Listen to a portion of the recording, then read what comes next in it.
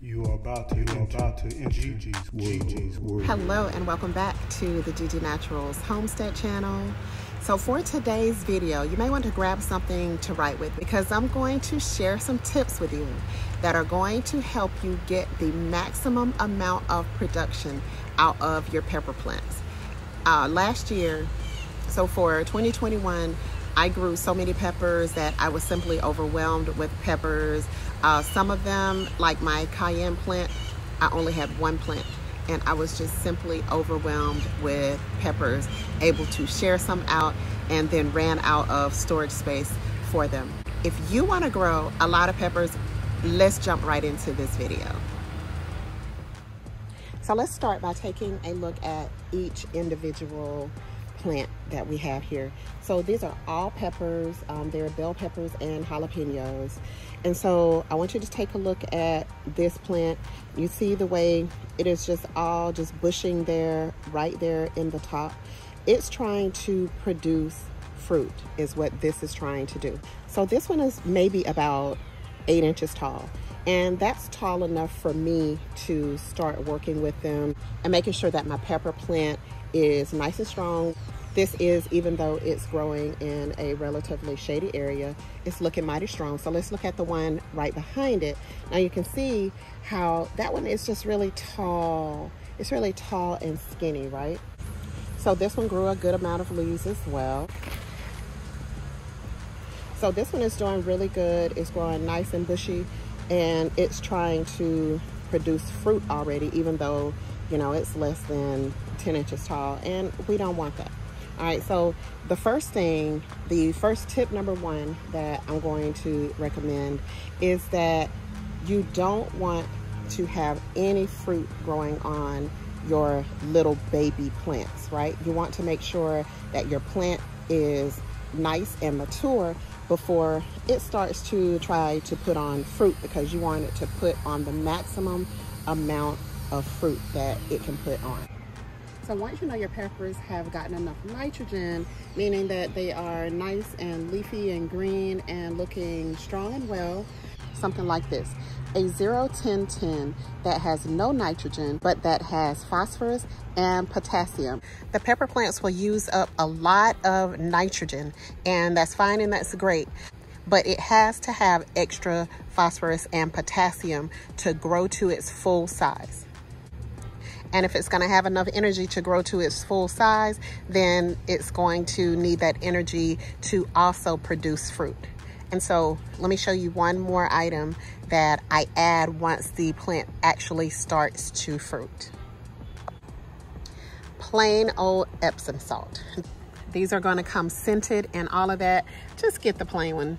Plain one is all you need, the plain old Epsom salt. That's going to be giving your plant magnesium, which is going to be also very necessary once the plant starts to actually produce fruit. That's when I wait to put it on there. You can put it on there earlier if you would like. Sometimes in my seed starting mix, I also add Epsom salt to that, so it can go in anytime, but I usually do wait for my pepper plants.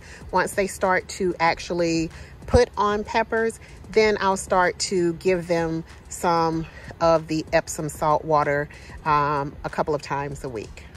I basically dissolve 1 tablespoon of Epsom salt per gallon of water.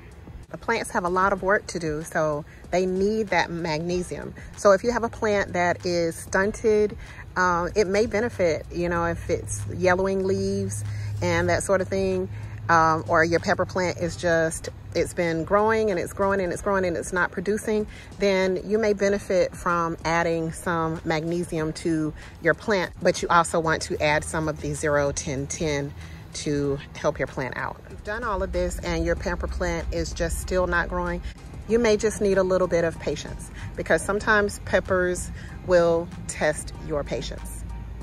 So let me know in the comment section if the peppers have ever tested your patience. And so another tip that is very, very important is making sure that when your plant is looking like this, it's tall, it's lanky, it does not have a lot of branches at the lower end of the plant. You want to take your clean shears, and this is gonna hurt. This is gonna hurt, so close your eyes if you have to. And you want to prune the very top of that plant off.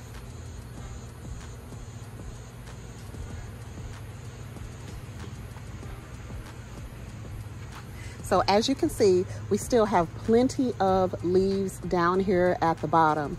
And so what's gonna happen is your plant is going to start branching.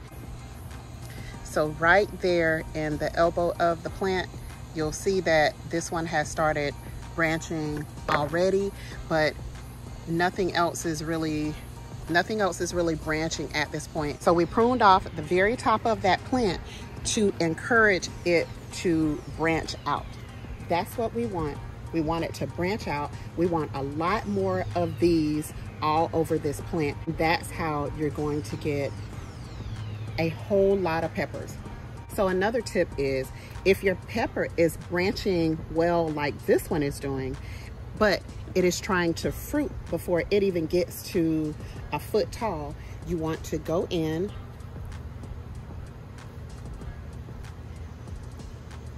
and you want to pinch off all of that fruit. You don't want this trying to flower. The plant is going to try to survive. It does that by producing. So just go in. It's looking nice and bushy like it should be looking, and it is branching already. Now you can, if you want to, even on this size plant, you can go ahead and trim off one or both of those branches. Then you'll start to get even more branches coming on this plant. I want to encourage it to do even more. I'm gonna go in and I'm even trimming off the top of those, because I want to encourage that branching as much as humanly possible. And this one is also trying to grow tall, so I'm going to do the same thing with it. I'm just going to go in and take the top of it off. And look at this one. It's really trying to be a standout. Look at it. It's putting on fruit already, but it is just long and lanky, and that is not what I want for my peppers. I don't want them to just be tall and lanky. Even though this one is, trying to produce fruit early, I still need a lot of branching down here. So I'm gonna go ahead and take the top off of that one as well. I know this hurts, but this is actually one of the best tips that you can use, along with using the 0-10-10 to give it more of the phosphorus and the potassium that it needs in order to produce a massive amount of growth. And that's going to give you some really, really strong, great looking, and high, and most importantly, high yielding peppers. So thank you guys for watching. I know that hurts a little bit to see that come off of there, but if you're looking to get a lot of peppers, then that's exactly what you want to do. So let me know in the comment section if you're gonna try this method and get the maximum amount of peppers for 2022. And remember, when you grow it, you know it.